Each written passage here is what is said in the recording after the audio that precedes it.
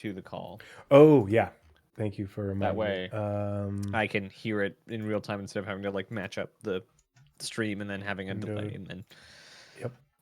Let's see. Share my screen, and I want this one. and it's gonna have to be specifically the window, not the screen itself.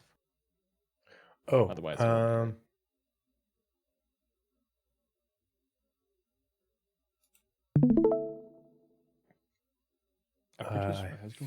think that'll do that. Hit play and we'll find out. Oh, wait, no, you need the YouTube window. My bad. Yes. Change windows. This guy. Aha. Bingo. Cool. Okay, that should do it. Oh, wait 1 second.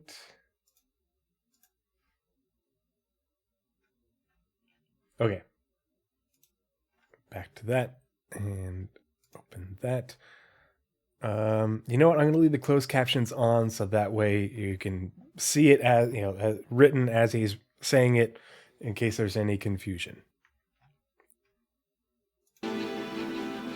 Now, of course, Alpha 322 comes with more than just vehicles. There's structural salvage, openable cargo containers, new derelict settlements, new hairs for players, new maps for Arena Commander, and more. But since this is our last episode of the year, we have a tradition here at ISC of looking back at everything that's happened the last 12 months and reliving some of our favorite moments. And, well, look, 2023 was good. Great even if you gloss over that little rough patch in the middle there. But heading into the new year, all that I can really think about is everything that's on the horizon that's about to make 2024 the biggest and baddest year of our project yet. So if it's all right with you, I'd like to indulge myself, maybe switch out my CIG cap and put my backer hat on and tell you what has me excited about this next year for the Persistent Universe in a segment that I'm calling Disco Lando's Star Citizen 2020 Forecast. Now, without talking specific dates, let's discuss what's being targeted and currently on track for release in just the first half of 2024, starting with Master.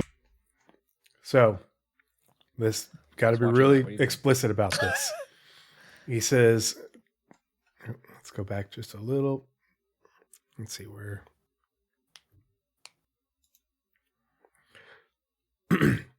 He says, targeted and currently on track for release in just the first half of 2024. He says first half of 2024. He doesn't mention anything about the Q1 patch, 323, Q2 patch, 324, 4.0, whatever that is. He specifically says the first half of 2024 and doesn't denote anything else.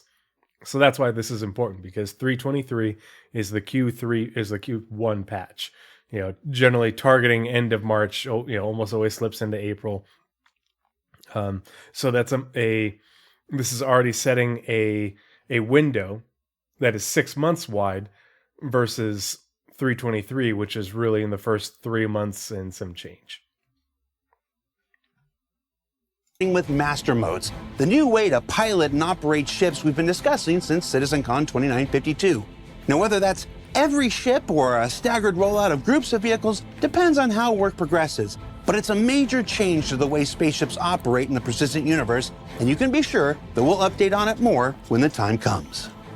And of course, when your ships aren't in flight, they can be stored in the newly persistent hangars that are arriving with freight elevators, freight kiosks, and the new cargo transaction system that we've shared on both ISC and this year's CitizenCon. Now, all combined, they form the next major evolution of cargo careers and will also have far-reaching, broader implications for the entire Star Citizen experience. And then outside of vehicles and hangars, there's also a variety of FPS combat improvements coming to the first half of 2024, with improvements to reloading, the weapon wear and misfire system, scopes and dynamic crosshairs and charge and drain, and even more we'll be able to show you once we return in the new year. And then outside of strictly FPS combat, there are new player character features coming, like the updates to the EVA system, the visor and lens system, loot screens, default item interactions in the personal interaction system, and there's even new shopping and mission apps in development now. And while we're talking about apps, The first half of 2024 is also currently scheduled to see the arrival of our new character customizer with things like tattoos, piercings, scars, and yes, Virginia, it's true, beards. And as for how many and of what kind, only Andre knows for sure, but you can bet we're gonna ask him sometime around March. And then, of course, if you're in-game, there's also a little thing called Mobiglass and an awfully big thing called Star Map. They're both getting their big updates in the first half of next year. And have I mentioned those enormous distribution centers that'll be the new microcosm homes for every gameplay and mission feature that exists in Star Citizen, as well as the 4, 5, 6, let's just say several new and updated vehicles that are making their way to the persistent universe in just the first 6 months of 2024? I did, just now. I need to check those off. Whew. Okay. So, real talk, CIG hat back on. Now, you're probably looking at your screen and saying to yourself, what about Pyro and 4.0? Well, don't fret. The things that we just covered are those that aren't too dependent on continuing foundational tech work like server meshing. So we feel pretty confident in targeting everything that we just shared for the first 6 months. But when it comes to something as enormous as the complete Pyro system in Alpha 4.0, well, that's where the new preview channel comes into play. Now that said, this part's really important as well because, hey, Shampasta07, good to see you. Ew. So we just went over that list of everything he said in the first 6 months. And now he's talking about they're targeting Pyro and 4.0 for summer of 2024. So likely not in the first 6 months. When they say summer, Q2, the Q2 patch for Star Citizen is always targeted for the end of June, usually comes into July. So I think this means that it's probably a pretty safe bet that we're either going to get a series of 323.x patches for Invictus Launch Week and Alien Week and stuff leading into 4.0 rather than, unless it really just depends on if there's anything big that they want to avoid rolling into 4.0 and would want to make a whole numbered patch with it. But I think that we'll probably see, I think it's probably more likely that we'll see .x patches rolling into 4.0 so they don't have to start a new code branch. Or if anything, a 324, which is just the 323 code branch with additional features. Because otherwise they make a lot more work for themselves. But it's interesting what he says here about the things that they are planning for 4.0 Pyro and the preview channel. Alpha 4.0 is currently targeting a summer 2024 release, but that won't mean that you have to wait until then to play it or learn more about it. That's because in 2024, we'll continue doing play tests like the one we just completed, and you'll be able to follow along with its development firsthand on the preview channel. That's the planets, moons, space stations, settlements, and outlaw lifestyle that comes within the Pyro system, but also an entire host of additional new features, content, and quality of life improvements like, fully functional jump points, the new quantum travel system, new vehicle HUD and MFD work, resource management, hacking, and much, much more, all being worked on in tandem. The preview channel will let you and us test 4.0 together while maintaining the stability of the persistent universe with all those other great additions we just discussed. And then, in the summer of 2024, two become one, and we can avoid that thing that didn't quite go the way that we'd hoped. The holiday live stream? And then, just because we're cheeky, there are still some things better left for you to discover on your own.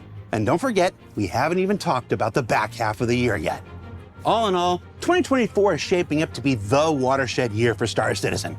And if we've learned anything this year, it's that through the trials of 318 to the successes of CitizenCon and everything in between, before that and coming up next, Star Citizen is a project that continues to iterate, to evolve, and to embody an experience you simply can't find anywhere else, whether that's in the universe or within our community that makes all this possible. So thank you for helping us reach the heights that we have, and buckle up for the journey still ahead. We're in for one hell of a year.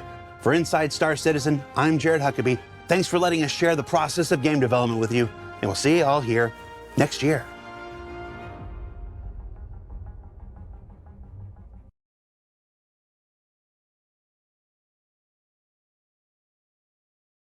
So there's at least 6 ships coming in the next 6 months.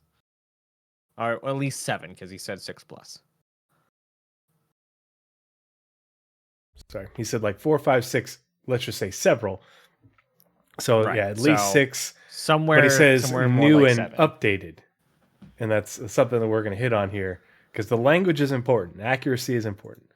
So let's You want to get send into me the that link list. so we can scrub it at different times as well. No, you already sent it to me.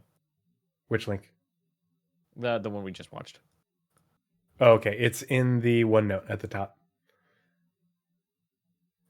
And so, That's right. You already sent it to me. Yeah, there you go. Ah, I see. I said it. I see what all those are. Okay, good. Yep. Yeah, and blue is you, green is me. And I Blue. tried to. Oop. I see. So you're just throwing me in the deep end, and like out of totally new format, we're just gonna throw me in. Okay. Anyway, We're winging it. So- We're doing it live. So we're gonna go over things that he talked about in this video, and then we're gonna compare with what we just saw in the SCL in a moment. So, starting off with master modes. There's a note that says unsure at the time if every ship or suggested staggered rollout, like as he said. So I guess that's the Yeah. So in the ISC, he said they weren't sure if all the ships were going to make it in. It just depended on, I forget what the verbiage was, but how well the staggered work or going, something all at once or Yeah. or staggered release. right. There we go. Yeah. Now, More are on we going that. to compare this as we go to what we're talking about, or because No, they at the did bottom say you in can see the SCL. difference. Yeah, at the bottom you can see the differences in the notes that I made. Got it. Okay, so we'll cover that later. So, Yep. after master modes, we're also getting persistent hangars sometime in the next 6 months, along with freight elevators and kiosks, and then improvements to combat, including with loading animations, weapon wear and misfires, scopes, dynamic crosshair, drain and charge, and there's also stuff we don't know that may or may not make it in, stuff like sliding and the wall hacks and things. And that's what I was wondering because they did show us a lot more FPS stuff at CitizenCon, and I think what I'd like, that's the only thing is I don't Personally, know I if I think have time. the wall hacks Yeah. was what, like, they heard the community like, hey, this is just wall hacks, let's not, and like, let's not talk about the next 6 months, and we'll see what we can come up with. Yeah, because and what do they, when they say FPS, they say FPS isn't like first person shooter, but what other things from CitizenCon does that entail in terms of like, are they talking about like the movement stuff, like your player parkour? Did they include that as part of FPS? Otherwise, Yes. Would they have said that? It's either an FPS, ship, or mission. That's basically the only 3 things they talk about. So if it's not one of the other 2, if it's not mission category or ship category, it's an FPS category. And that's just because of terminology, and the game industry has no idea how to genreify anything, because Minecraft and Portal are FPS games.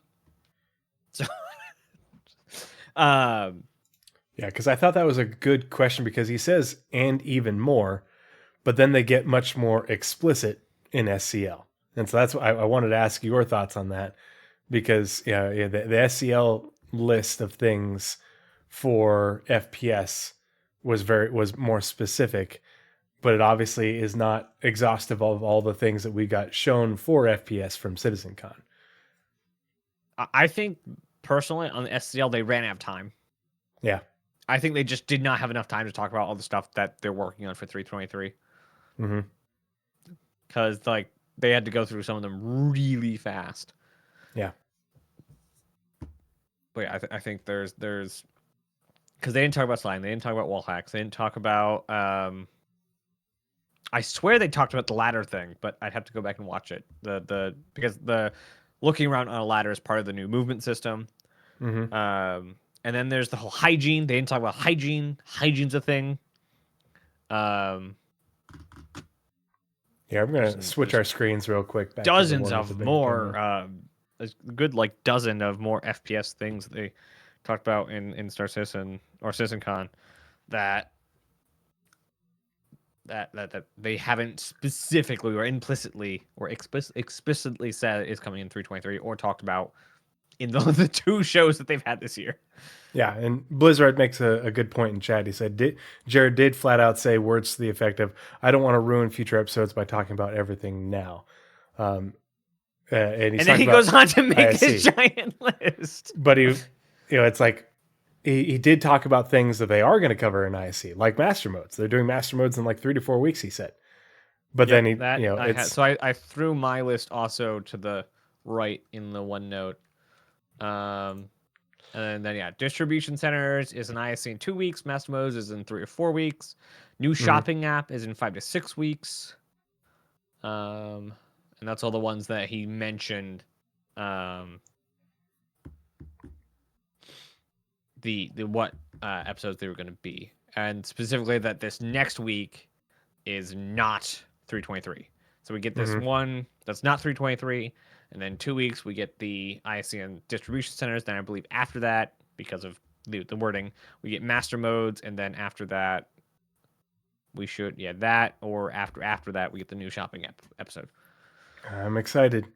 So, I'm so glad they didn't make a roadmap, but we basically have a roadmap for ISCs. Yeah. It's great.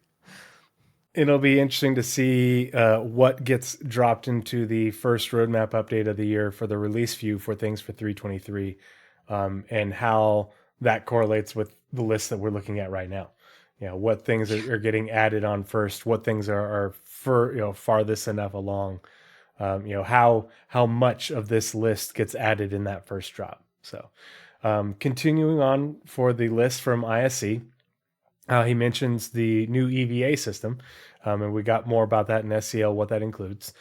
He says the visor and lens system, which to me means, is talking about the, player HUDs, your helmet HUDs. But I haven't really I haven't really heard him mention calling it the lens system as much. He mentions the loot screen, like we saw at Citizen Con. What it was specifically. They did mention, and they did split up in the Citizen Con presentation, what the visor and what the lens is. I forget what the definitions are. I believe it's the base HUD is lens, and then visor is all the tactical kind of additions that you can have with like helmet and use for FPS and things. And the UI that you can jack into with the ship. Yeah.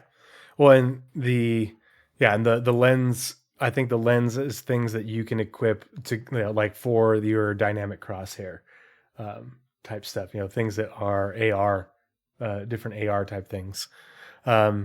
He mentions the loot screen, which we saw at Citizen Con. Very excited to see that.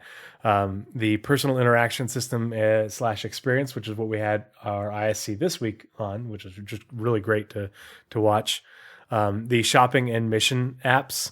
The character customizer. So this part's interesting for me, and we'll look more at this when we get into the SCL portion and at the end. But he specifically says tattoos, piercings, scars, and beards. So, and we can add hair dye to that and makeup. But he didn't specifically say those things. But he did specifically say other things during SCL. So that's why I think it's interesting, because in one context he's saying things specifically in the first 6 months, but then in the next context he's saying things that are targeted for 323. So. But he did specifically say the character customizer. So the feature of the character customizer is in, but he laid out specific things within it that are going to be added as part of the character customizer in the first 6 months.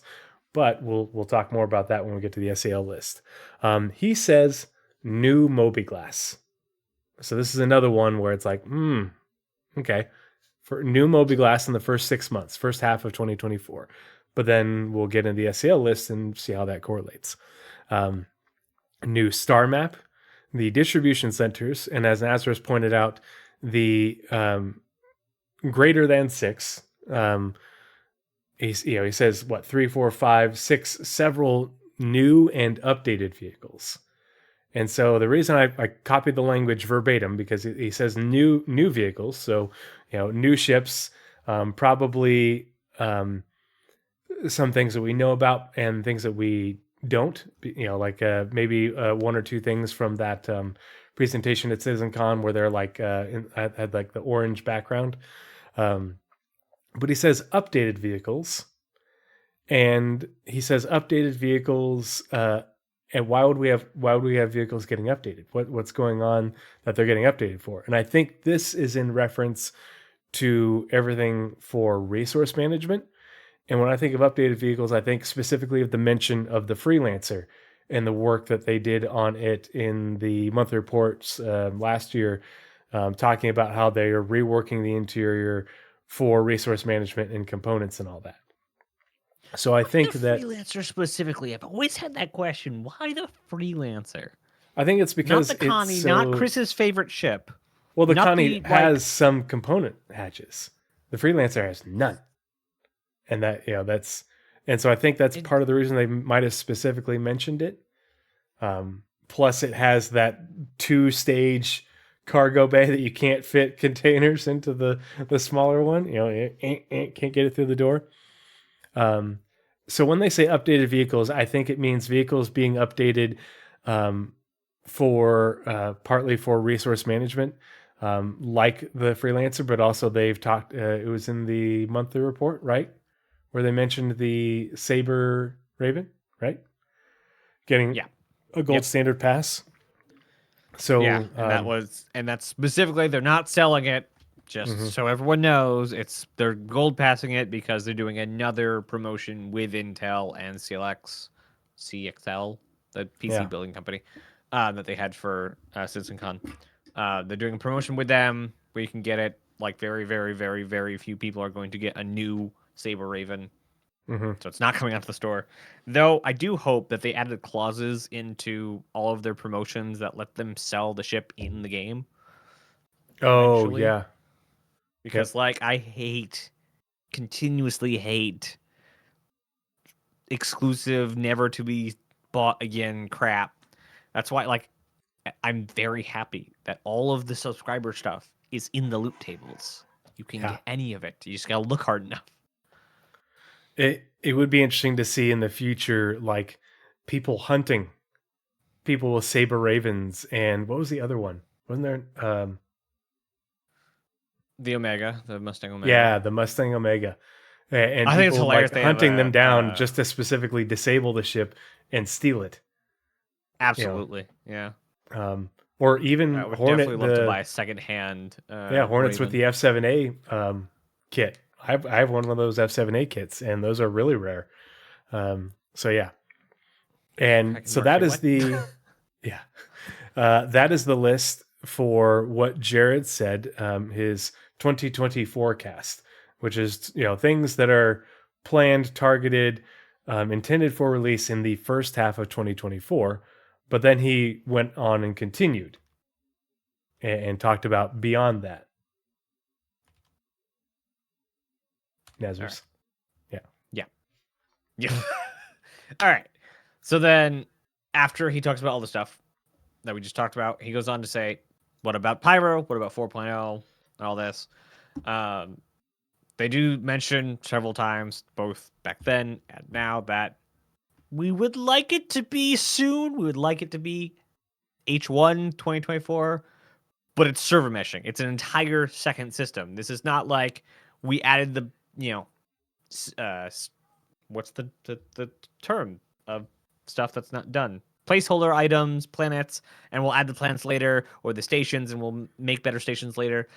It's a finished system all at once, just done.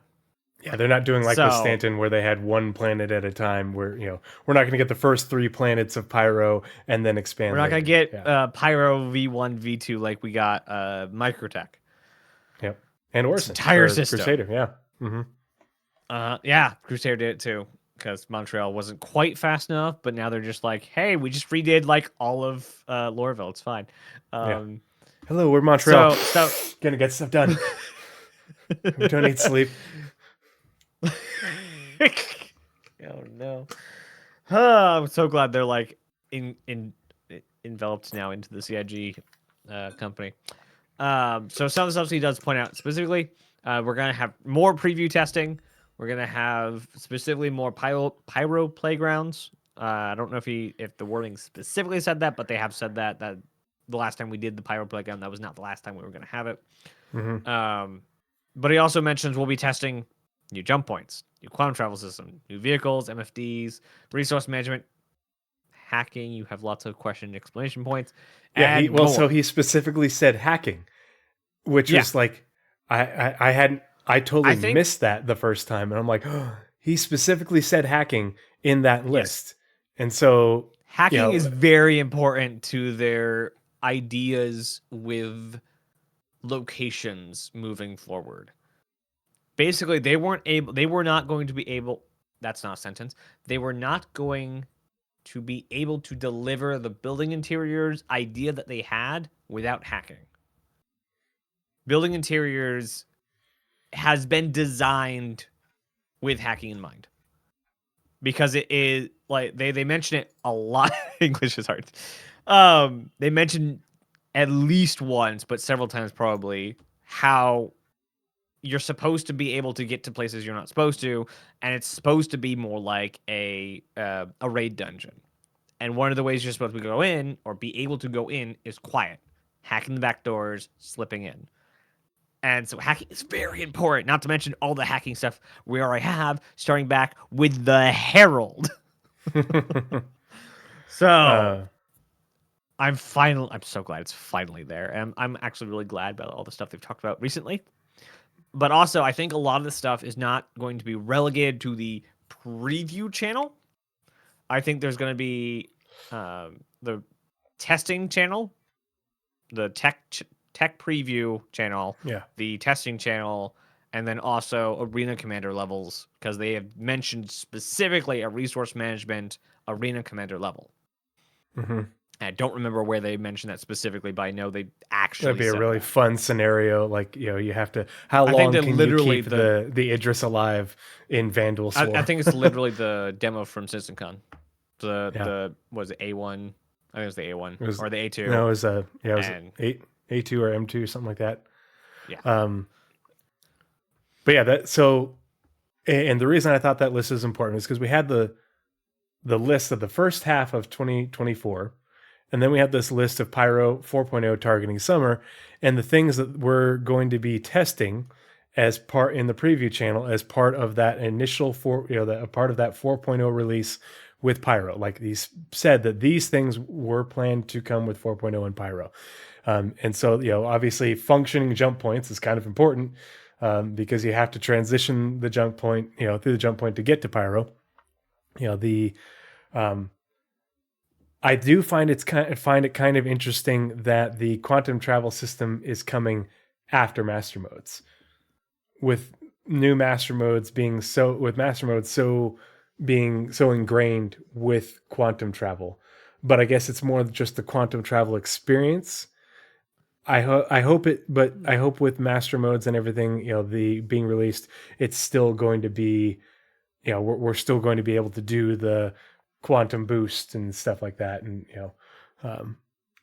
so explain why I couldn't quantum boost in Arena Commander. Yeah. And that's why I brought that up, because I was like, wait a minute, what is master modes coming in piecemeal? And so I'm hoping when he says new quantum travel system, he's talking about the experience and how it looks and everything versus what's tied into master modes and how master modes really functions. The vehicle head MFDs, we saw that. I thought it was interesting that he mentioned this, because what we saw at CitizenCon was literally just the Gladius. And they literally said, we're already past this. It's already garbage. Yeah. And so we really... the reason they gave, which was very sane reason, was at CitizenCon, on top of the dash, they had all the little bits of information. They said that would be way too hard to maintain. We're actually condensing that back into the screens, or at least some widget that is not the Gladius geometry specific. Yeah. And so that one is nice kind of non-specific, because he says new vehicle HUD MFDs, but we don't know how many of the ships are getting them. What brands. They talked about the Drake style guide for their MFDs HUDs. And we've obviously seen an example of Aegis with the Gladius, but we don't know where they stand with Anvil, with Origin.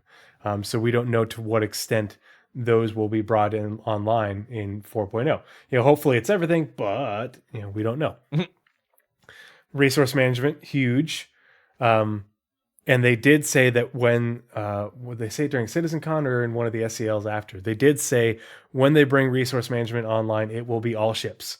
It's not going to be a piecemeal thing. I think that wasn't. I feel like it was an SCL on the tail end of last year that they said we'd like to, like they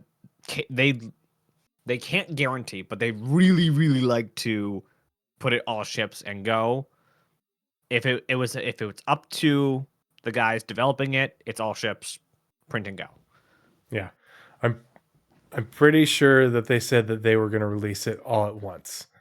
So, but they have been doing resource management, reworks for all the ships. And Nazeris and I talked about this during a podcast last year because we've been, they've been vaguely saying they continue to work on setting up ships for resource management, essentially in the monthly reports for like over a year now. So that they can get the stuff done pretty quickly, but we don't know to where they are in terms of getting ships set up for it. And I finally caught up with chat, trying to figure out what they've been talking about. Pipe game, Pac-Man. No, that was an idea that I sniffed out, and a lot of people apparently sniffed out when they posted the first image of hacking, and we all absolutely beat them over the head accidentally with how bad we took it. That is no longer the plan. There is a better plan. There is a command system that we know of. There's also a form of inputting, not like commands, but commands. There's some form of command line structure. There's also hacking chips and cassettes and a whole bunch of stuff. Like, from the little bits I've heard, we actually probably should actually do a thing on it. Oh, but yes, it's not Pac-Man. A sit rep. Yeah. Oh, yeah. What if ISC this week is on hacking? Because it's not coming in 3.23. Talked about it for 4.0. Then I'm getting a mop because I'm going to be like goo on the floor. Oh my. That like, I can't wait for hacking. Hacking's going to be so good. Did you hear that, guys? Naz is going to make goo on the floor. He's going to be so excited. I didn't say make goo. I'm going to be goo. Gosh, don't twist my words. It's my job. It's what I'm supposed to do. But yeah. So there's like a package of different like programs that you can pick from, and you pick what program you're trying to use and then put that in. I don't know if it's put it into the device then put it into the computer, or if it's just this program to the computer. I'm not sure. We've gotten a couple of sneak peeks and little tiny sentences. Mm-hmm. Very little bits. And it's interesting because they didn't show any of it at CitizenCon, but we know that hacking tier 0 or tier 1 on the progress tracker. It's one of those things that is required for Squadron 42. It's in Squadron 42. You do the hacking game. But if you, and Nazeris and I have talked about this multiple times, and someone in chat mentioned the Legionnaire earlier. The Legionnaire was pulled from the roadmap because it was added to the roadmap. 0. Yeah. And then it was removed because they said that there was a Squadron 42 specific blocker that they were was preventing development or something like that. And so essentially, because hacking was being developed for Squadron, Legionnaire this year. The Legionnaire was it was in that presentation on CitizenCon with all the ships in the orange background. It was on there. Yeah. No, I'm pretty sure sometime this year, like in the past, well, obviously the past 2 months, somebody said Legionnaire. Well, that was from CitizenCon. There was all the ships in the next 12 months. So Legionnaire is coming. Hacking is coming. I see. Okay. Uh-huh. It's all coming together. I see. Somebody was reaffirming that the orange rooms meant 12 months stuff. Yes. Got it. Yep. So yeah, those are the known 4.0 pyro things. And that's everything that Jared mentioned in ISC, his first time up to bat, swinging for the fences. And actually, I'm going to open up the meme and put it on screen because it's good. I want it on this over here. I need to switch screens real quick.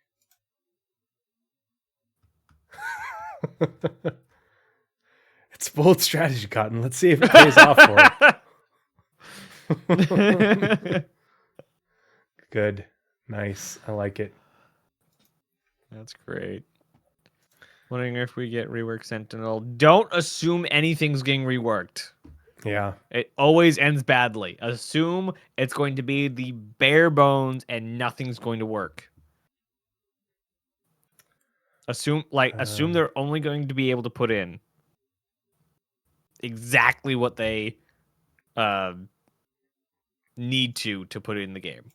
Yep. Especially because it's hacking tier 0.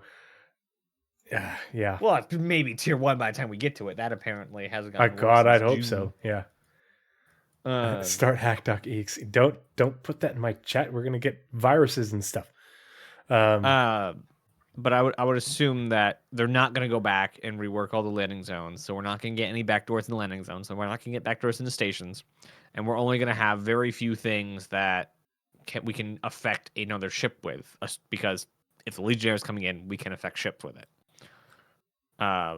The distribution centers are being made with hacking in mind. So I would imagine that when hacking comes in, we'd have some stuff to do with it in the distribution centers.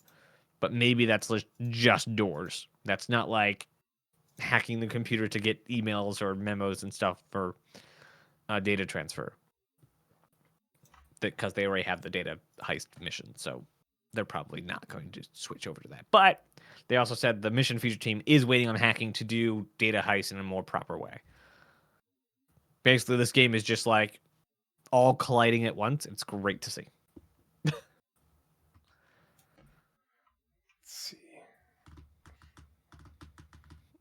Oh, I need to adjust my camera a little bit. There we go. Doesn't seem to be working. Oh, There we fine? go. Yep. Just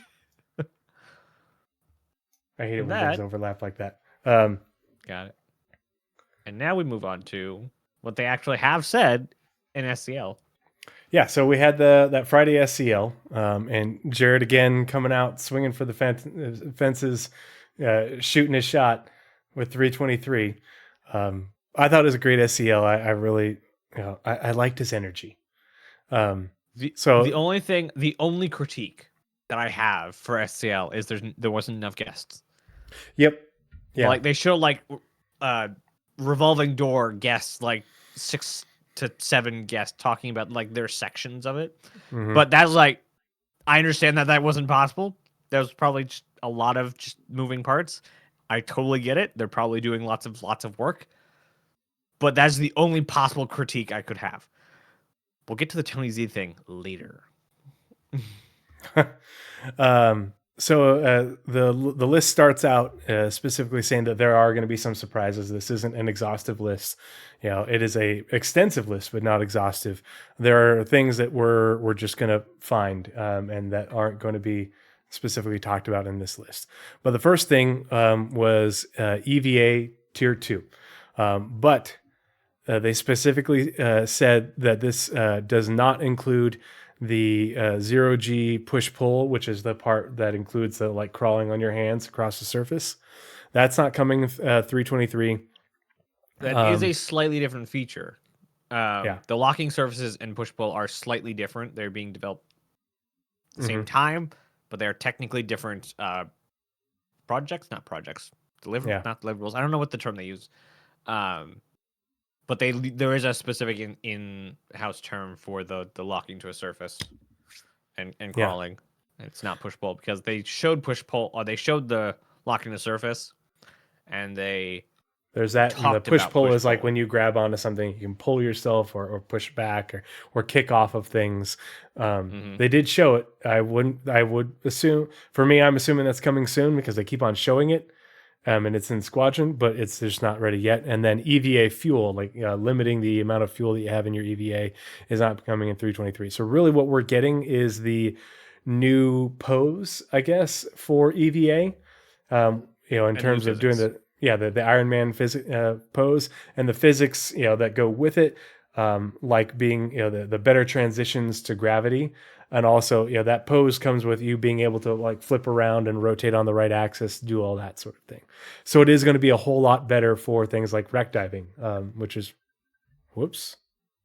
Kraken or Privateer? Do Kraken every time. Privateer is one, a waste of space, and two, you can just get refitted at Cousin Crow's after the fact. You buy the Privateer, I don't know if they'll be able to remove it. Probably be able to remove it, but then like just get the base one and do the modification in game. So yeah, that's what's planned for EVA Tier 2 in 323.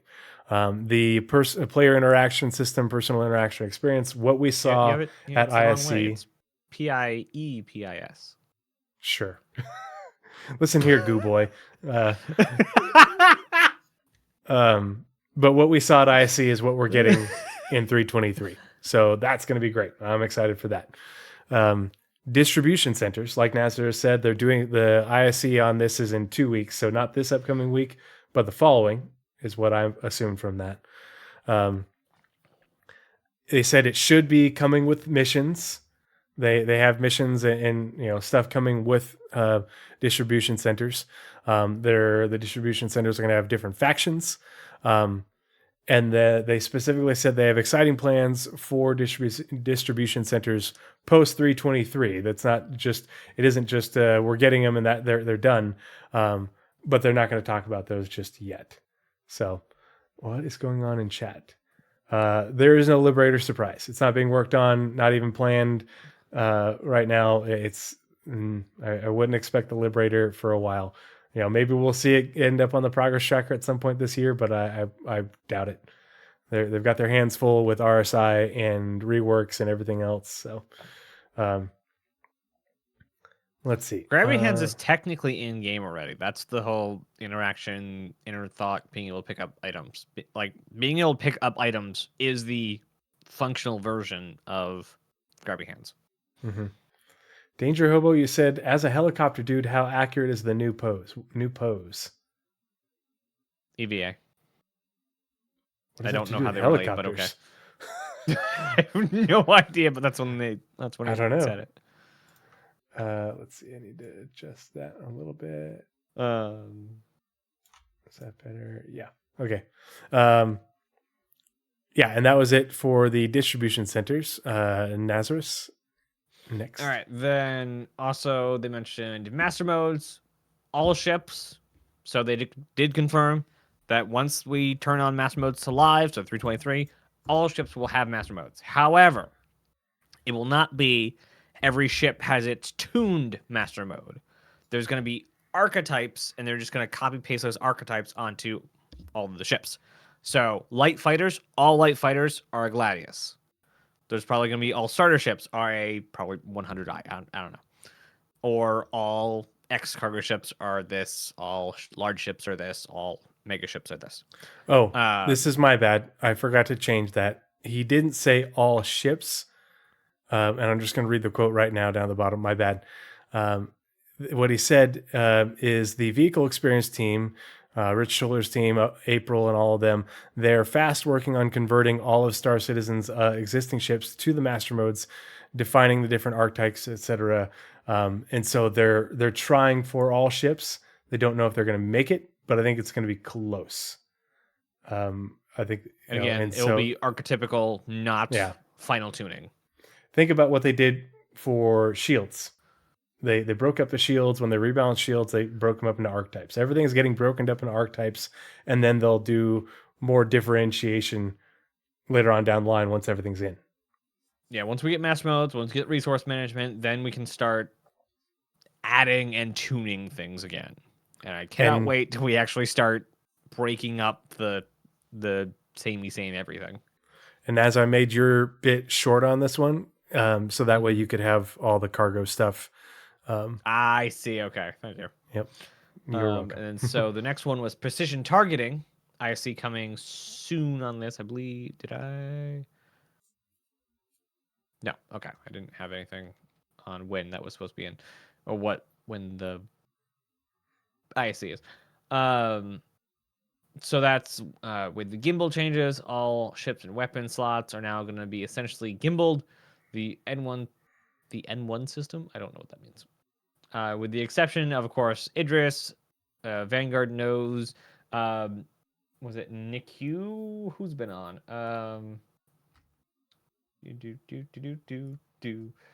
It is Yogi. Yogi's been on basically all day today, answering people about the fixed and edge cases.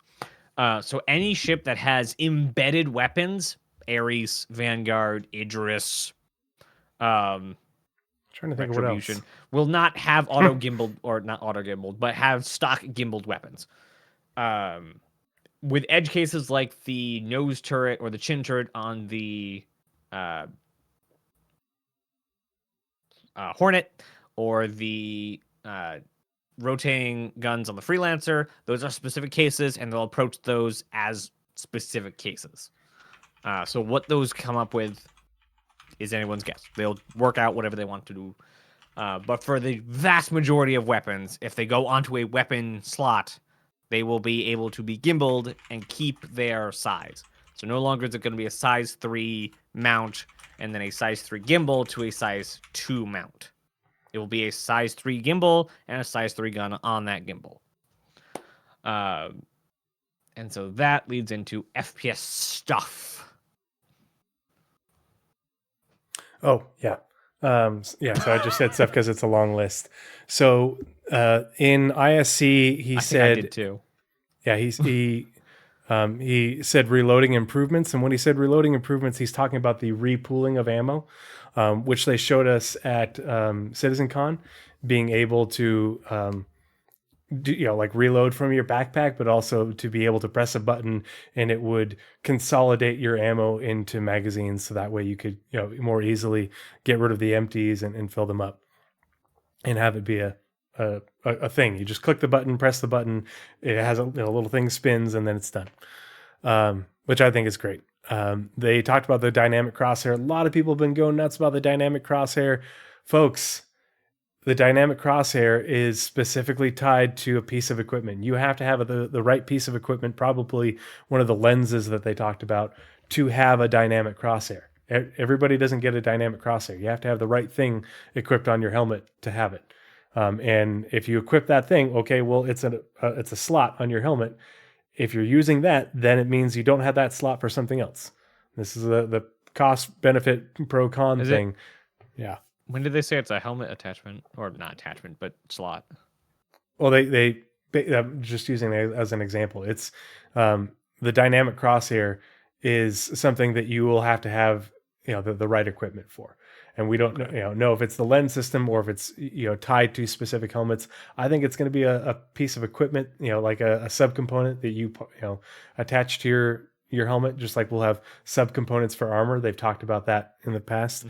Mm-hmm. And I think basically it's just going to be if you have this type of helmet, you'll have 3 subcomponent slots, and this one you'll have 2, and there's going to be cost benefits for that. The one with more slots has less protection.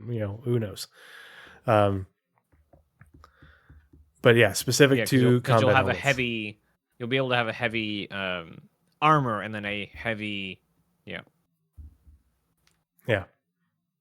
cargo armor, and so you'll have room in the armor, but you won't have armor in the armor. So it'll have the amount of slots that a heavy can use, but you'll be wasting the armor space that it actually takes up in pockets instead of armoring. Yeah, and Zerk Masters, I wouldn't be surprised if it was something like that required an underbarrel attachment too. They could do it that way. They just said at CitizenCon that you will have to be, I think the verbiage was something about you'll have to have the right equipment, or the right helmet for it. I don't remember what they said exactly, but it wasn't a this is everybody's HUD in game. No, you have to have the right equipment to have this. And so if you want that, great. But if you don't want it, and you want something else, that's your choice. Player agency, that's a good thing. Scopes, so the new scopes that we saw at CitizenCon, both new scopes, but also the new scope glass that they showed us, essentially. The player HUD update with all the new updated AR markers like we saw at CitizenCon. The visor and HUD visual restyle, like we saw at CitizenCon. And of course the compass. So we're gonna have the compass in 323. So you'll be able to give people a direction, and estimated distance, like when you get shot at. The next thing that they mentioned for FPS stuff was the minimap. And so they did specify that not all locations will be on the minimap in 323. It's going to be an iterative process. They'll get as many done as they can, but they'll just be adding more and more of the locations, to catch up on the backlog in subsequent patches. And same thing with ships. Not all ships will have their minimap built into the game with first release. So keep that in mind. Oh gosh. Blizzard and Danger Hobo are you guys. They did say specifically new star map, which is great. Thank God. New star map coming in 323. But in the SCL, they didn't mention Mobi-Glass, which was mentioned in IC. So, and then what they specifically said in SCL was new character customizer, which included, they said new hair, facial hair, and makeup. And so we'll correlate that against what they said during ISC later. And Nazeris, back to you. All right. Finally. So freight and cargo elevators. We also got 2 sneak peeks involving cargo, which is the hover trolley and outpost freight elevators. So freight elevators and instance hangars are in 323. We're getting them right up the gate in this year. I was not prepared for that. I was expecting it to be one more patch down the road. But yeah, just like cargo is changing now, the future tomorrow, today. No change to the Hull C. The Hull C still be as jank as it is now, only because we're not to the point where we need it to be to get the Hull C into it. So we're kind of like, the Hull C had to come up, and so we're kind of taking a route around it to get the Hull C back into it. Because like they had the Hull C done, and they like kept maintaining it because it was in Squadron, and then they just like, okay, we had this, we just need to put it in the game now. So they came up with the Hull C system we have now, and now they're working on cargo, and they're going to eventually get cargo up to a point where they need it to be to actually be able to utilize the Hull C, and then it'll make the Hull C use the system everyone else does. Stuff we need for that is being able to like, have the game manually load stuff, not just you. Yep. And not just popping in, and a whole bunch of other like little tiny things that the game needs to be able to do, like run AI, or call ATC consistently. Yeah, and that was the part of the issue too, is because like when I talked to Chad McKinney at CitizenCon, he talked about what they're planning to do for the Hull C, and there are essentially going to be external freight elevators for the Hull C, Hull C and etc. to dock next to for loading and unloading, but they haven't gotten everything done in order for that to happen. So it's still going to be the same process we have now. I imagine it will look a lot closer to the cargo platforms at Orison when they actually put in the cargo, because like one of those places are amazing. You should go check them out. Because there's all sorts of greebling in the middle, and then there's bays on each side of cargo. So I imagine it'll be just doors. You either pull alongside it or pull in between it. Some stations have you pull in between the cargo. And there have been docks on some of the stations, like docking ports, in between lots of the cargo bays. So the geometry for docking, not docking, cargo decks are going to change a lot, interior and exterior. And as a Cargo reminder, access, the show notes that Nazeris and I are reading from, which will include the links, are going to be posted with the YouTube video. They're always in the YouTube video description, but I just dropped the link for Chad McKinney's Spectrum post for what Naz was just talking about. That's in chat. And I'm dropping the ones that Nazeris is about to talk about in chat as well. And then backing up slightly, something I had on my list that I talked about that didn't get into the show notes. The combat stack is also coming in 320. That is the not modular, but dynamic stack of combat stuff. So your ammo and a whole bunch of other things that shows up only when you're in combat. Oh, that is also yeah. coming in 320. Yeah, I like that name And too. it's called the Combat Stack by I forget. I think it was the developer working on it wanted to call it the Combat Stack, so we're calling it the Combat Stack. Yeah, Johnny Gisevius, who we haven't seen in a long time. So yeah, it's the Combat Stack. That's what we're calling it. And I think that's I imagine it's like based on like pulling out your gun, the Combat Stack will show up, which I love. That's amazing. I don't have to be like walking around like in Explorer armor, like you have this many bullets. Like I'm trying to figure out what flower this is. I don't need to know how much ammo I have. Which I just love it. So the Carrack cargo access unchanged. The Carrack is not getting any updates as far as we know at all currently. Obviously, it will need something for resource management, but we don't know to what extent, and we don't know when.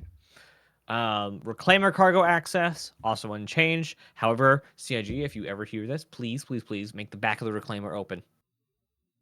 Please.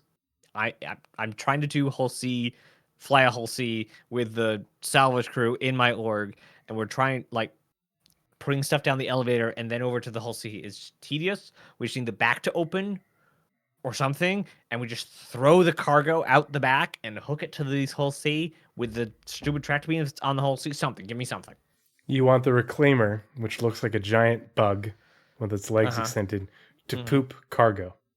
Yes.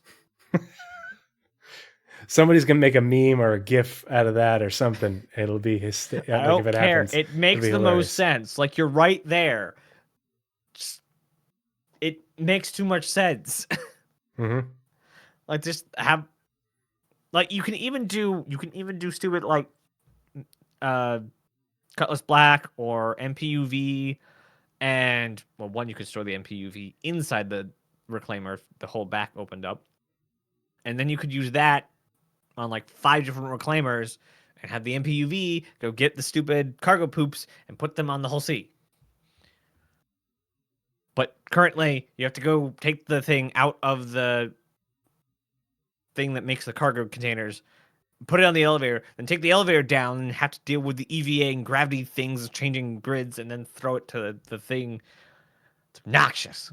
The Reclaimer rework is going to be a lot of work, but I'm looking forward to seeing how it comes out.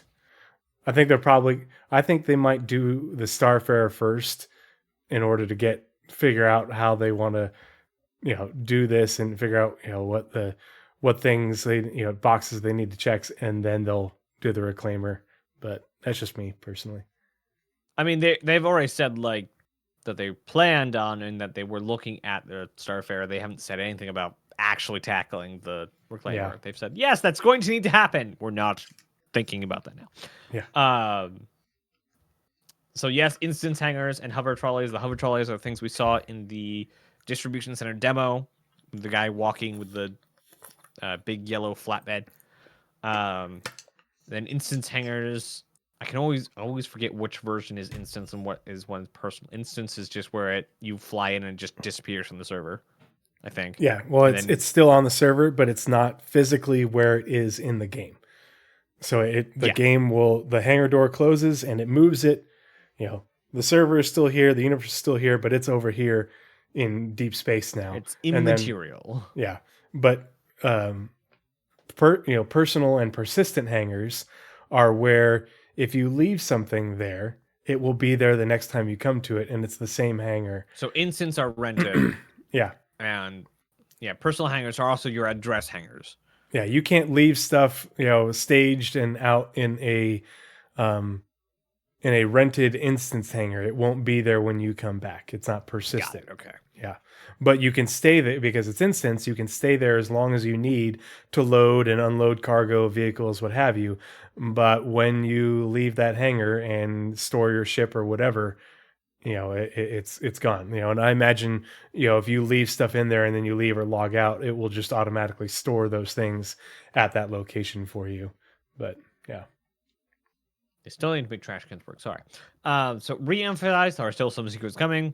I think they mentioned that at least one more time in the show. Mm-hmm. So that's at least 3 times, beginning, middle, and end. They made sure to say, hey, this is not an exhaustive list. They also mentioned during the show at least twice, don't read into things. People ask, like, what are you doing? Where's all this? And then we get an extensive list of what they are working on. Don't go reading into it and read into, like, little tiny things. They're just trying to tell us what they're working on. They're not trying to prophesy anything. They're not trying to, like, forebode or whatever Foreshadow. There's a word there. Foreshadow anything. They're just telling you what is going on. Let's see. Also, Blockade Runner. Blockade Runner is, I believe, they said they're working on it, but it does sound like it is coming back this year. Formerly known as the Ninetales Lockdown, right? Ninetales Lockdown. Yeah. It is much more cargo focused. There's a lot of work being done on it with freight elevators in mind. So freight elevators are going to be working for Blockade Runner, and it is basically a cooperative between fighters and cargo runners. It's not just a fighter and not just a cargo mission. It is both. And then they said specifically mentioned big update to Xenothreat. Xenothreat is going to be starting before 323. There is going to be a lead-up period that starts before this update. And during 323, we are going to get this much bigger, much more involved. It says much bigger, much more interesting. But we'll find out in-game, they said, version of Xenothreat in-game. Also, we're getting the looting menu. Before you continue, what do you think he means by bigger and more interesting? In a couple sentences, what would you say your expectation is?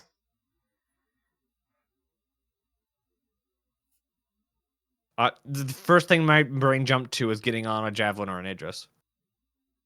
Because, like, how do you make it more interesting other than, well, obviously we have bigger, better cargo types. Now that we have plenty of cargo things, you put in not the tiny cargo, but the actual cargo. We have big tractor beams. We have big ships with big tractor beams.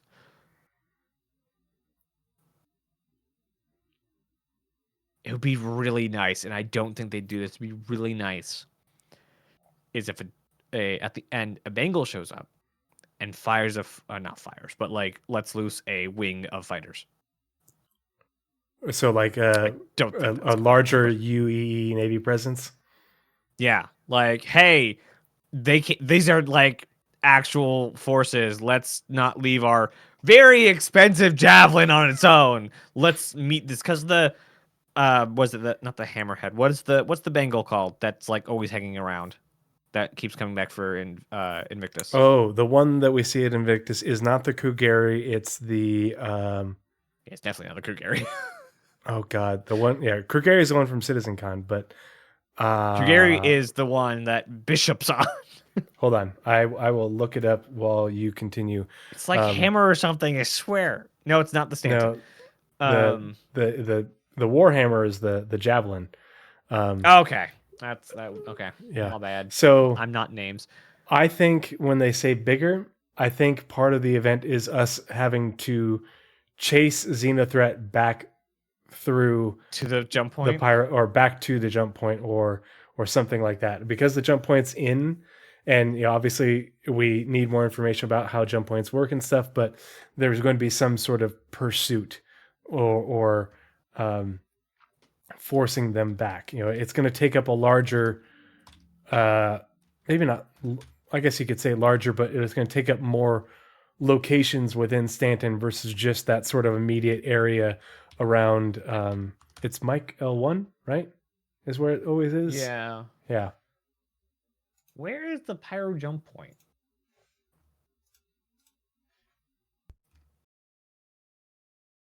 Where is it? Tools.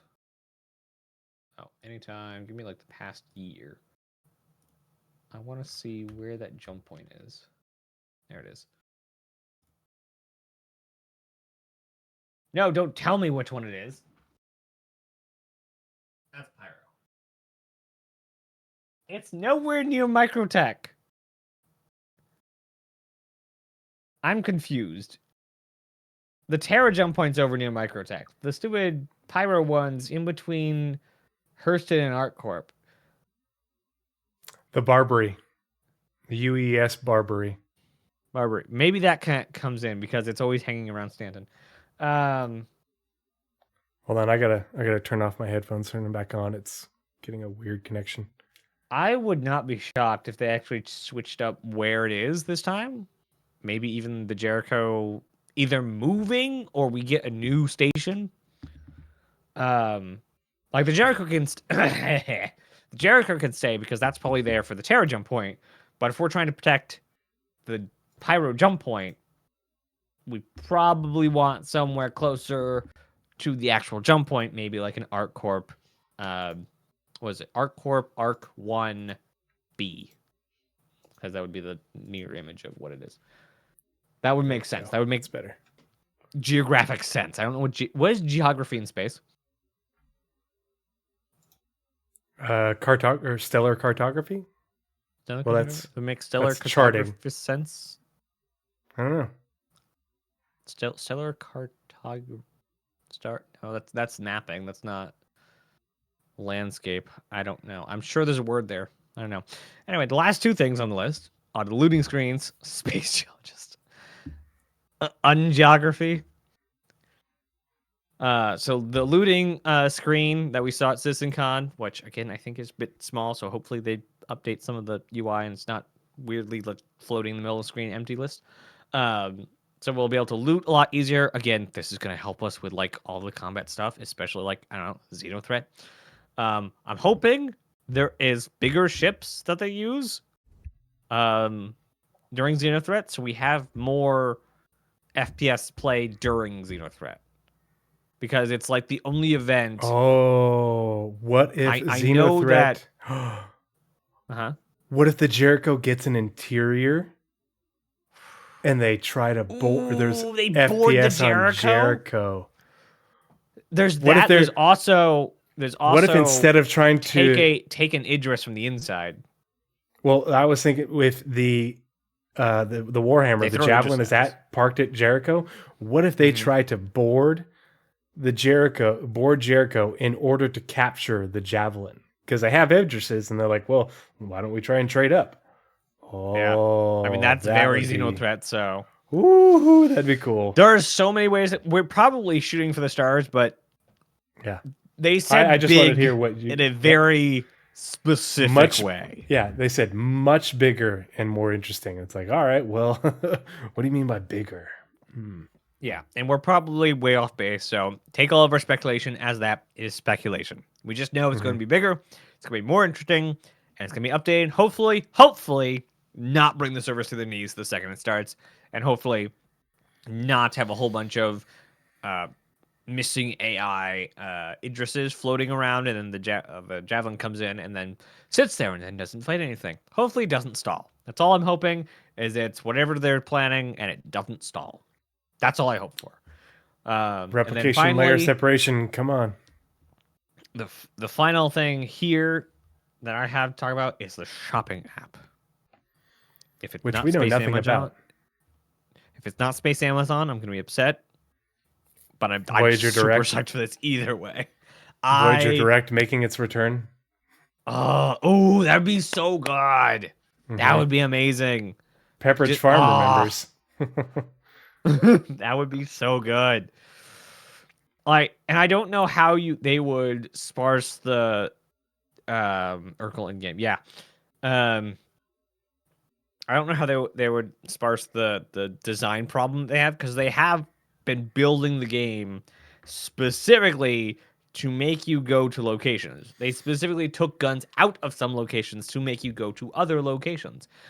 So it's contrary to what they've said their goals are, to have a one-stop shop for all the items in the game that are buyable.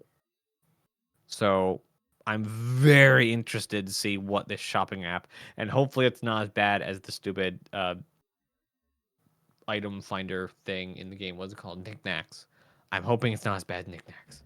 But it's the whole, this app is specifically designed for the new mobiGlas. This is not something that we can have for the current mobiGlas. It has to be the new one. Something that's not on this list, they did mention Up, which I don't know if it's in there. I don't think so. Okay. They also said in the ISC, the missions app is also supposedly coming in. I would imagine those hitting at the same time. If we're getting the new mobiGlas, it would make sense to get the two most important things in there, the shopping and the missions. Makes sense to me. So, but they didn't say it. So, yeah. They didn't say it in SCL. So, grain of salt, everyone. And that one, that ISC should be in 5 to 6 weeks. So we'll figure out then on what kind of mobiGlas stuff we're getting. And then for the final stretch of this one, the economy stuff. Yep. And I will be they said that they are working and they had, I forget the dev's name, but they had two of the devs from the economy team. There's a third dev in the US, I think out of Austin, on the team. And they're rebalancing all the things price-wise. Armor, ships, guns, ammo, etc. Everything is being rebalanced price-wise. So, I mean, some things obviously will get moved, others won't. Some will have bigger moves, others won't. But there is a economy-wide rebalance going on. They specifically said that travel times are going to factor into the economy, particularly for things like the upcoming cargo missions and such. So that's going to be a factor because obviously travel is time is money, but also travel requires resources, fuel. Architect TV says, I expect a huge wipe. I don't know. We'll see. They've been reticent to do wipes. So who knows? But, they haven't mentioned anything yet, and they've done lots of stuff in the past, and they haven't done full-on wipes other than like the big wipe was with 318. But yeah, like Dell says, a wipe would make sense if they want good data. So it'll be interesting to see how that plays out. Either way, like, I don't worry about it. Like, yeah, fucking send it, wipe it if they need to. I don't give a shit. We're this close to 4.0 and server meshing. A wipe isn't going to hurt us. And especially if it gets us at a better baseline in terms of expectations of how the economy is going to work. And how we can go about making money and how money gets spent. Ship insurance. Yeah. Ship insurance claim times are going to factor into the economy. So,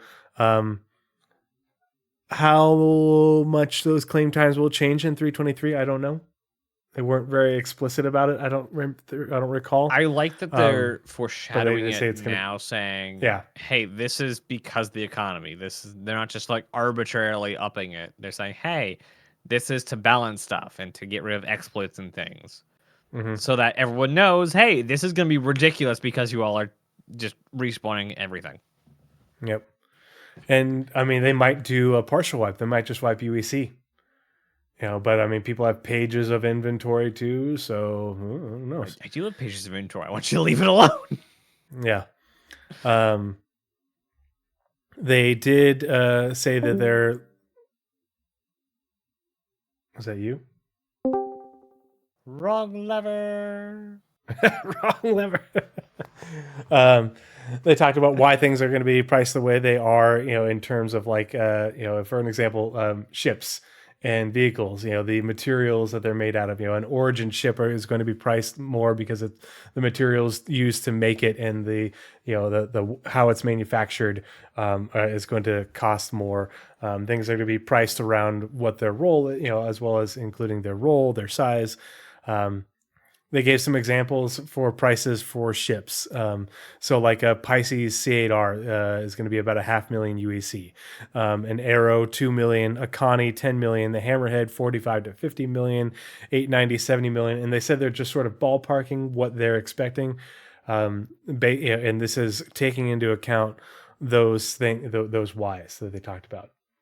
The fact that Star Citizen even wants to do a reason for prices should be recognized. Every game you've ever played has arbitrary prices. So that should not be a strike against the game. All games do it. Mm-hmm. Even Minecraft does it. Everything from Minecraft to 4X games, they're all arbitrary. I also noted... I also have the prices currently for those ships. So currently the Pisces is 400,000. So it's going up by 100,000. About 100,000. These are, again, ballpark, not final numbers, grain of salt, everything. We'll see when we get there. Arrow is currently 972,300. And it'll be 2 million. So that's about 100,000 or 1,100,000 going up. Connie is currently 3,500,000. It's going up to 10 million, which is a very large jump. That's 6 million. Hammerhead's currently 12 million, jumping up to 45 to 50 million. And then currently the 890 is 32 million, going up to 70 million. Basically, stuff going to get expensive.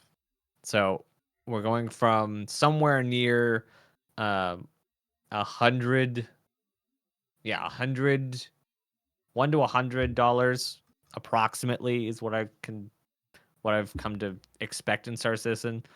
We're going to more to like $100 to $1,000 approximately. The C8R is actually getting cheaper because it's 900K. The Pisces is 400K, but they said the C8R is going to be 500K. Did they say C8R specifically? I had missed the R. Yeah. Okay, I had missed the R. That would be why my numbers are wrong.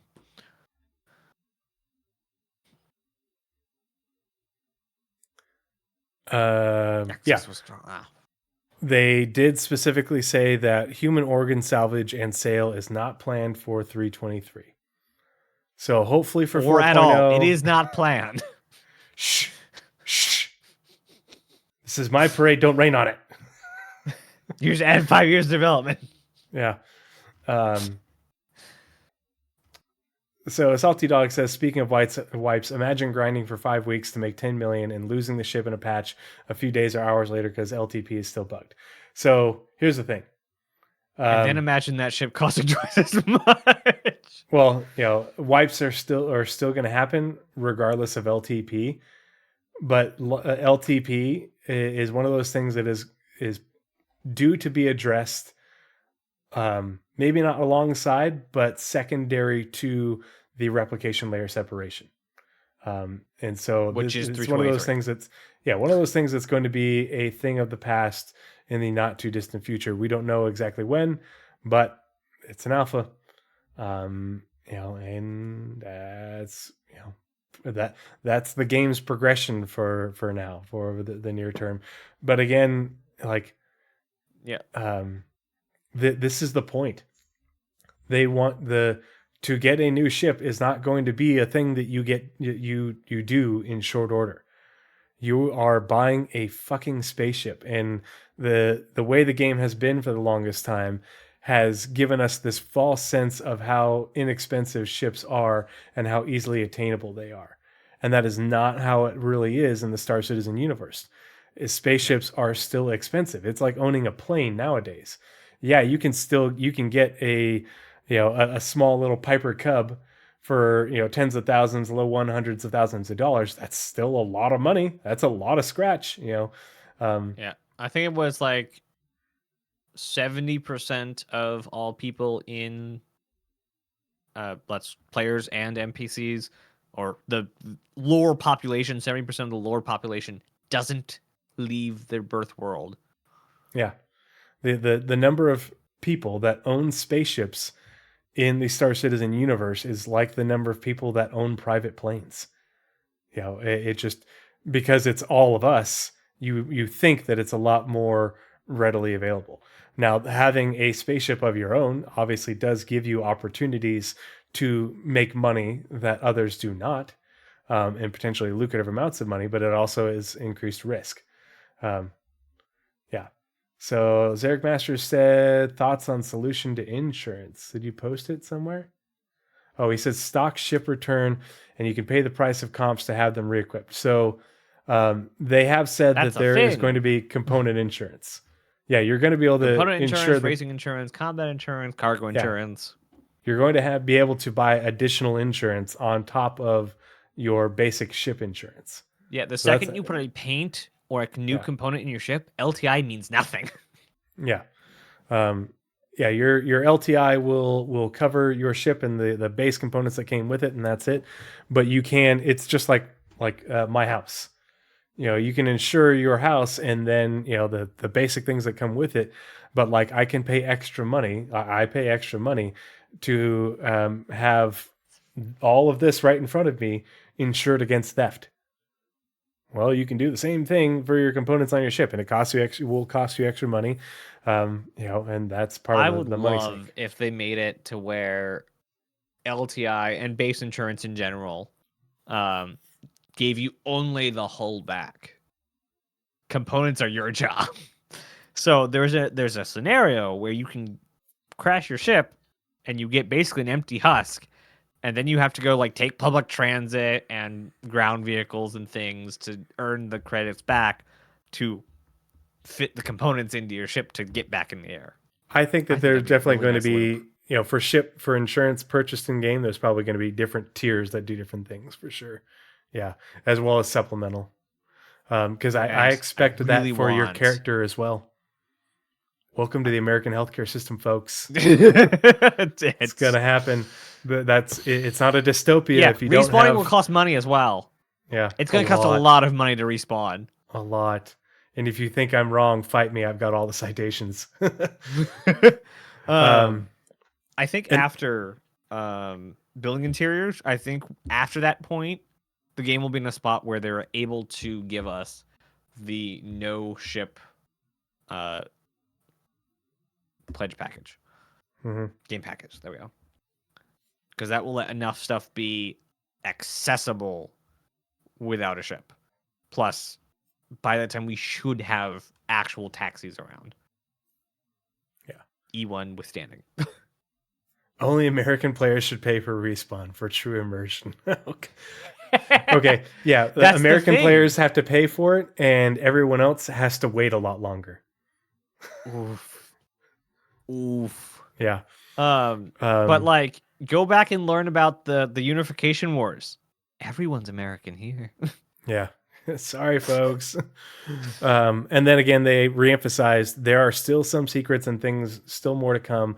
As with any patch, there are probably going to be things that like we end up seeing in the patch watch that don't get their own release view card that get added on there, and then things that they don't tell us about until the very end. They talked about specifically how there are going to be things that they just want to drop in the game, and they won't tell us in the patch watch. They won't tell us in the release view. We're just going to stumble upon it. Yeah, Boreal Stalkers in 323. You're going to go spelunking Me and and get Tree Wookiee have slapped. a debate on whether it's a stalker or not. So in the monthly report, they said they're working on a Four-legged predator. a four-legged predator. All the shots of the Boreal Stalker, it's standing on two legs. Is it a four-legged creature or is it bipedal? Yeah, does it do like the bear thing, you know? Yeah. Well, Yeah. So does it rear up when it's attacking or whatnot? There's also a weird What the space hell dog. is with That's my a Vanduul headphones? dog. The Vanduul dog's in Vanduul space. That we assume it's homeworld, like Vanduul homeworld stuff. Vampire space cat. How is it a vampire? But yeah, but the language of the monthly report, we pretty sure whatever that is also coming in 323. whatever that I keep wanting to say vicious. Predatorial four-legged animal is. A new type of space cow. I can't oh man, I'm so excited for the space cow, not only because it's a space cow and space western, but also because they're Terra in origin. Like it's our first glimpse of Terra is the cows. And I love it. Because I'm from Terra. That's it for the list from SCL. And so now we're going to talk about there's a good handful of things that there are differences between the two. And so Naz, take it away. Okay. Just going over my list, make sure we didn't get rid of anything. Ground fog and cloud unification, that's also coming in 323.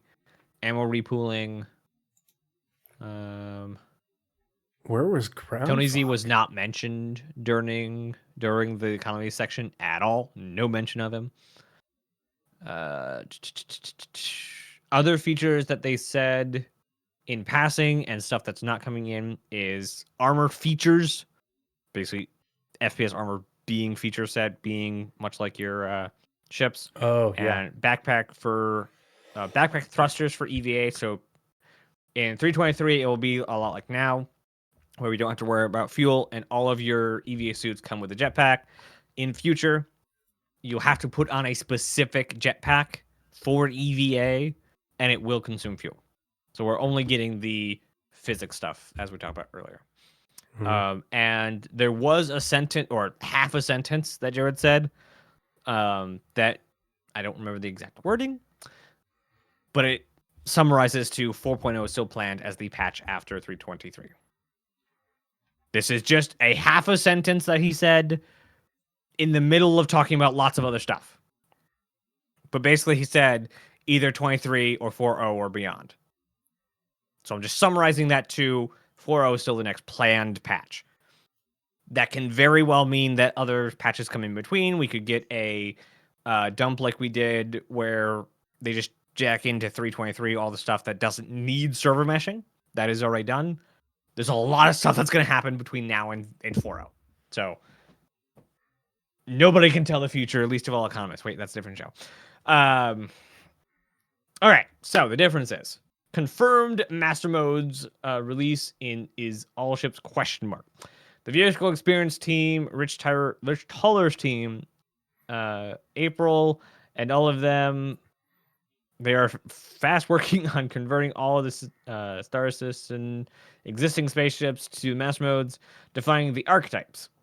So they're trying, but we'll see what we get. That's very much where all of these features are. They're no longer saying, we're just going to take this column of work and push it. They're saying, we're going to see as far as we can get, and we'll cut off later. An ISC on that in about 3 or 4 weeks. They didn't say anything specific on persistent hangars, but they did say instance hangars, as we talked about. No mention of the charge or drain weapon or weapon misfire. That was mentioned in the ISC that we talked about from last year, but not the SCL or ISC from this year. EVA doesn't include ZRG push-pull, crawling on hands, and EVA fuel. So they did mention that that all 3 of those features are in future past 323. No mention of scars, tattoo, piercings, and scars in this year, ISC or ICL, but we'll probably be getting an ISC to clarify what exactly we get. Something they did say is we're going to be getting makeup and hair coloring this year and not last year. We are getting I beards. believe that was... Thank God. Yes. Yeah. So there's going to be a suite of things in the character customizer where it's not 100% on what all the list is, but it's going to be good. No mention of the new Mobiglass mission app this year, like they said in last year's ISC. Well, and there's ISC no mention of the new Mobiglass as well. So they didn't that is specifically inferred say new by Mobiglass. Everyone. Yeah. Right. Everybody's inferring however, it, but they didn't say it. Yeah. So the shopping app I cannot think come it's a before I think it's a good inference, Mhm. but because it was specifically mentioned in ISC, but not an SCL, and all these other things were specifically mentioned, I'm reticent. I'm like, I don't know how they would go about implementing. And they did specifically call out Mobiglass. that reskinning the Mobiglass is a good chunk of work, because what we saw at CitizenCon was specifically the Navy or the military Mobiglass skin, and they did call out on stage reskinning. It's going to be a good chunk of work. So, and but we they have also apps said like the shopping app that aren't part of the military Mobiglass. And they also called out middle of last year, like, hey, we're not working on the Mobiglass right now because it's going to need to be reworked. So nowhere does it say that we're getting the new Mobiglass indefinite, but like I told you not to do, inferring because of other data.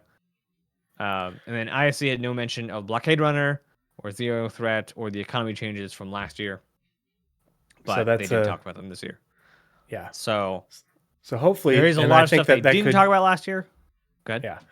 I think that could insinuate that there are more things, along with the, hey, constantly saying surprises and such. I do think that there's probably going to be additional things that they mention explicitly that are going to be added to 323. We're still especially 2 months out. Especially the things that are, whatchamacallit, patch watch worthy. So. Teardrop on yours. That's fine. All right, and that wraps up the first half. Yeah, so that is what did I end up calling it again? This is that's the end of the setting expectations for 2024 Spectrum Pulse, and now we're going to. Oh man, this is so bright. Why CIG? I'm sorry, guys.